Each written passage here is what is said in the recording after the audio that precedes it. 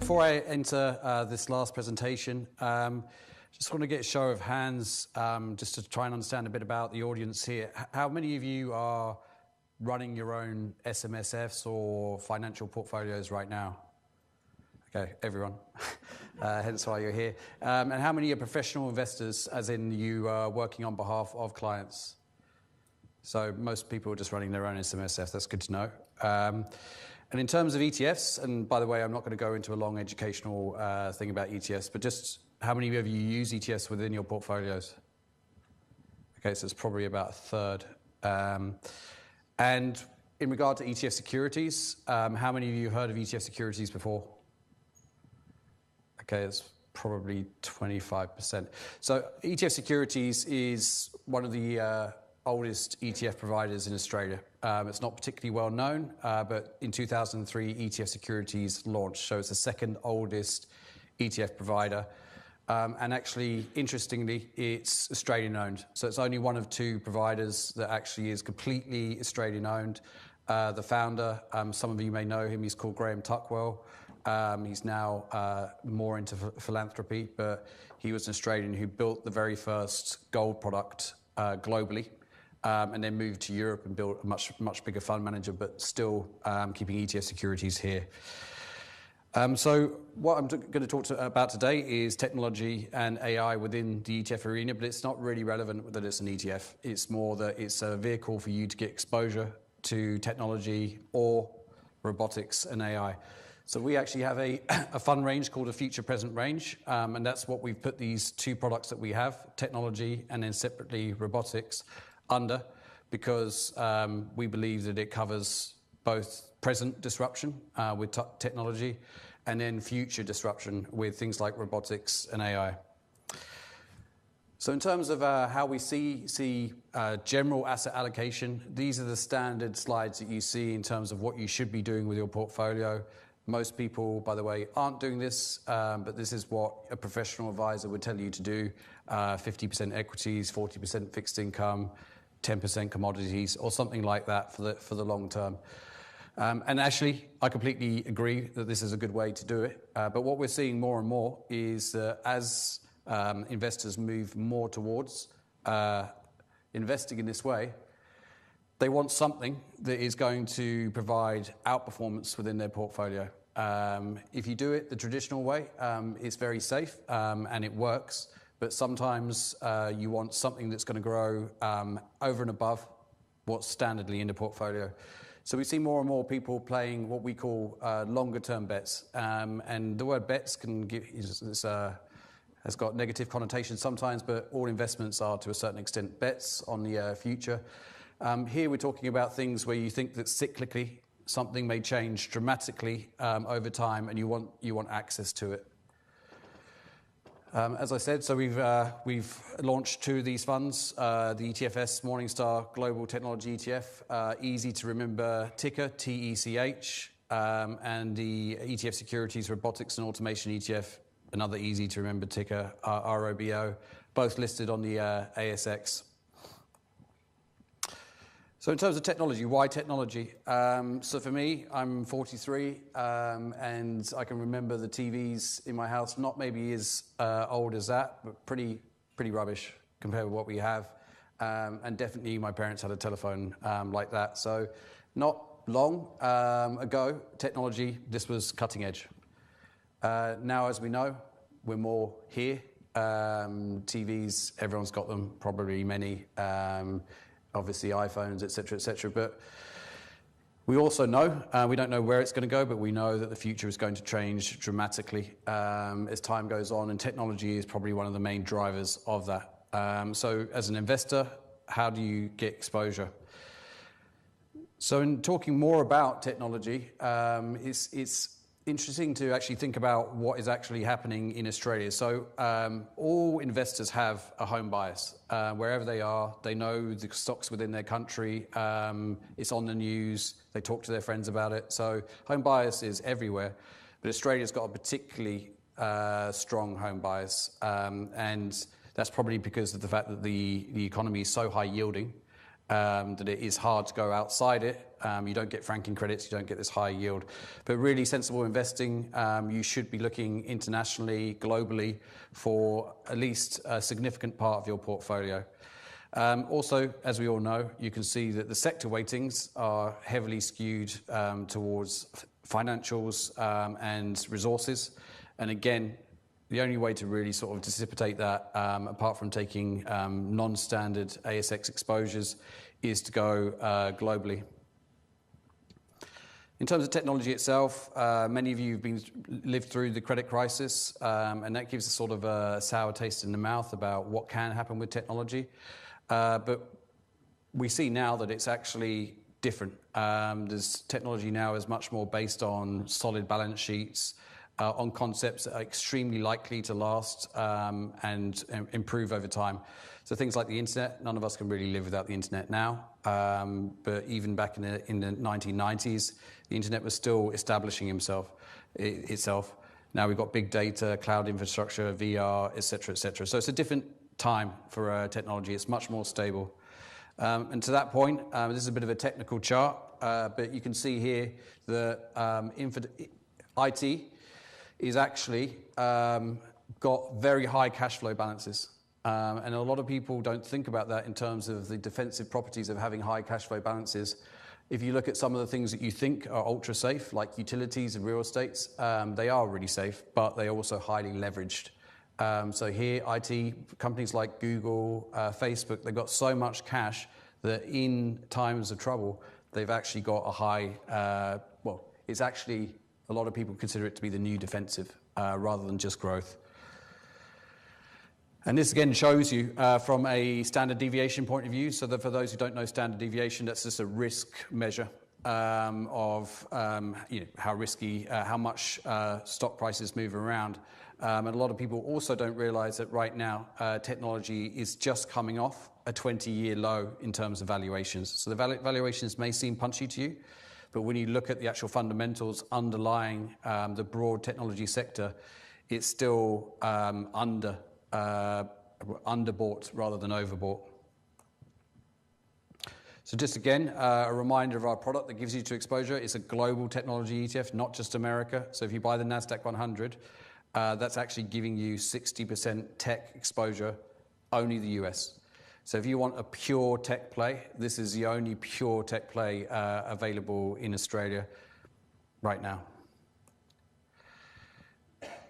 And this is just the last chart before I move on to Robo, to show you from a risk perspective that actually buying individual stocks can be very dangerous in areas like technology, where the ability for these companies to suddenly have big price drops is huge. So we've just put some of the main names that you know there: Carsales, Seek, Google, etc. And then a portfolio, the triangle of them all together. So you can see the risk is on the vertical and return is on the horizontal. And you can see the Morningstar technology index that we follow is in the purple. And in both cases, statistically, from a risk perspective, it's much lower than doing single stocks. And actually, in almost all cases, it's got a better return. Just in the interest of time, I'll skip through these slides, but it's more about actually how the index works. We'll have questions at the end, and I'll be available at the end. But if you want to know more, feel free to come through to ETF Securities at any time. So the next product I wanted to talk to you about is robotics, automation, and artificial intelligence.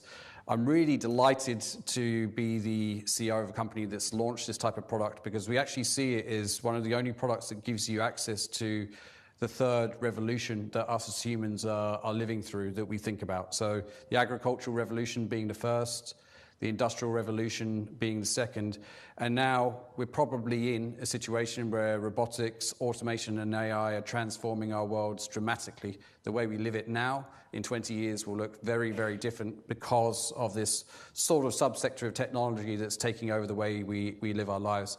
And people don't think about it too much now because we're not seeing robots walking around around us yet. But in things like, and you can see these diagrams, these pictures up there, driverless technology, we already know new cars that you buy, they basically drive themselves in terms of gapping between cars in front. They're aware of cars around. You can also have driverless cars. manufacturing, you have 3D printing now. So you can have actually robots that build 3D images of objects. You've got the Da Vinci machine there, the surgical instrument. So a lot of surgeons aren't actually doing surgery anymore. They're overseeing a robot that's doing the precision surgery for them. And then obviously you've got the robot there. It's a pretty lazy one. It's taking a rest. But you've got a submarine as well. So when it's dangerous, deep sea diving, there's no point putting human down there because there's a high chance of loss of that human if anything goes wrong. Same in the mines in Perth. They now use similar contraptions to go down where the mines are dangerous. There may be some type of pollution in the mines. You can still go down there now with robots. So to put it in perspective, how quickly is robotics and automation changing the world? Looking at it from a monetary perspective, you can read the slide yourself, but the key point for me is that today it's about 64 billion in revenues within the robo arena, but by 2025, which is less than a decade away now, it will be 1.2 trillion. So it's about 20 times bigger than it is now. In terms of the actual fund that we have, this is just back-tested data, and a lot of people don't rely on back-tested data. That's fine. But this shows you what would have happened in that period versus the S&P 500 versus the MSCI All-World Index. So it's clear with that chart that you're going to get, well, based on previous performance, that you would have done well because you're going to get outperformance. But it is a growth fund, so there will be times when growth funds don't work, and there will be volatility within there. But over time, if you believe that this area of the world is going to become bigger and bigger, this is probably one of the best ways to play that within Australia.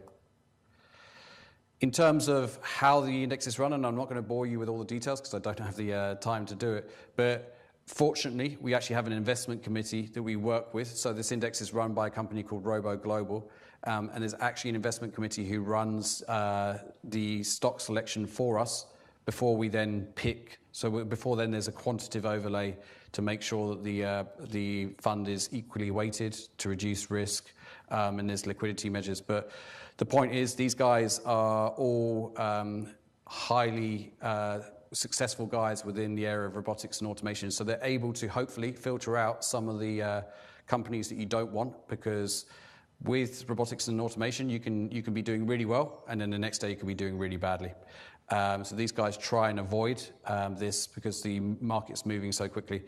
And an example is Raffaello, top in the middle. He actually sold the Kiva systems. He built and sold the Kiva systems to Amazon, and that's what moves all the different objects around any of the Amazon warehouses. So he sold it. He's an entrepreneur, and that's actually one of the reasons why Amazon's so good just-in-time manufacturing. These other statistics are more about growth, which hopefully the ASX will send you this afterwards, but it just shows again that we're not just talking about theoretical concepts. These are real companies with real earnings per share growth statistics that are much bigger than the standard indexes or standard exposures you look at, and that's what you're really trying to get access to.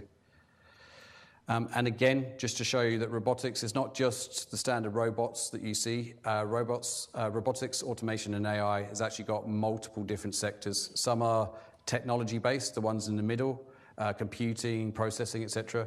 But some of the things that I talked to you about already, healthcare, but even things like agriculture. So John Deere, what's best known for tractors, most of their tractors now that they launch are driverless. So you can drive them. But most of the time, the farmers now just program it on a GPS system, and the tractor just goes about its business and does it for you. These are just further statistics, but what I wanted to show you is a video that encapsulates and probably does a much better job of explaining why we're so excited about this than I could do myself. So I'll turn it over to the video, and then I'm happy to answer any questions afterwards. It's about 3 minutes long. And before I do, this is the ticker of the product with the MER, ROBO.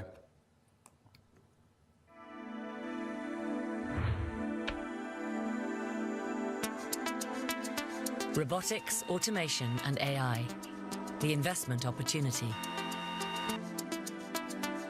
Megatrends are already shaping tomorrow's world. But more recently, one megatrend has got everyone talking: robotics, automation, and artificial intelligence. From the World Economic Forum in Davos to New York's Wall Street, companies and policymakers are beginning to recognize the enormous impact of new technologies on how we work and live.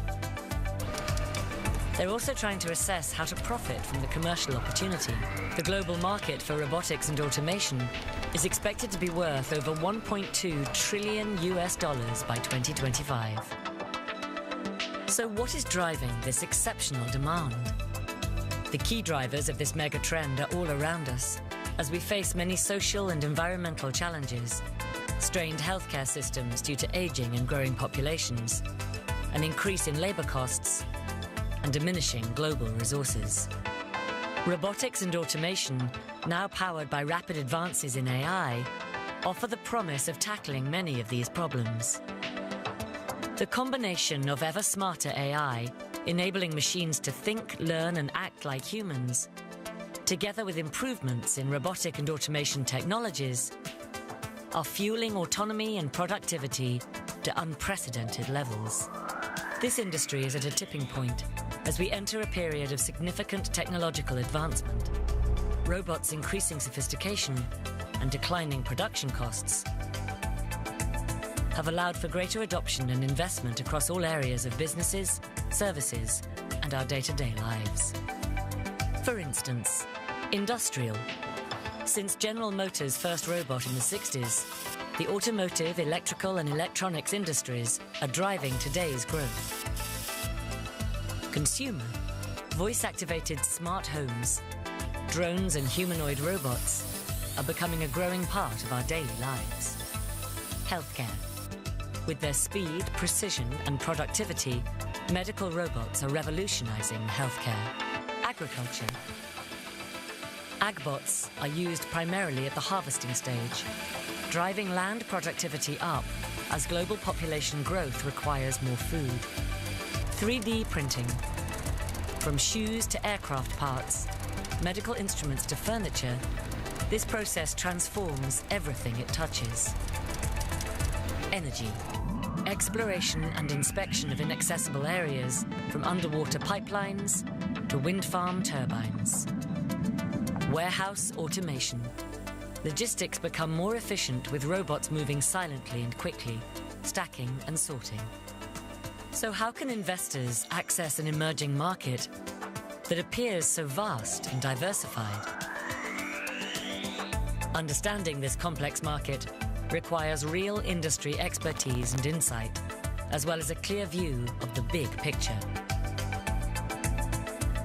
We are still in the early stages of this mega trend, but we believe that the biggest opportunities and largest growth potential can be found in emerging companies where robotics and automation is their core business and are the key drivers of the industry. Exchange-traded funds offer a way to get a broad exposure to this theme in a simple, low-cost and efficient way. With one single point of access, these passive investments track and replicate the performance of a basket of companies, with robotics and automation at their heart. To find out more about investing in robotics, automation, and AI, and our future present range, please visit etfsecurities.com/robo. Thank you.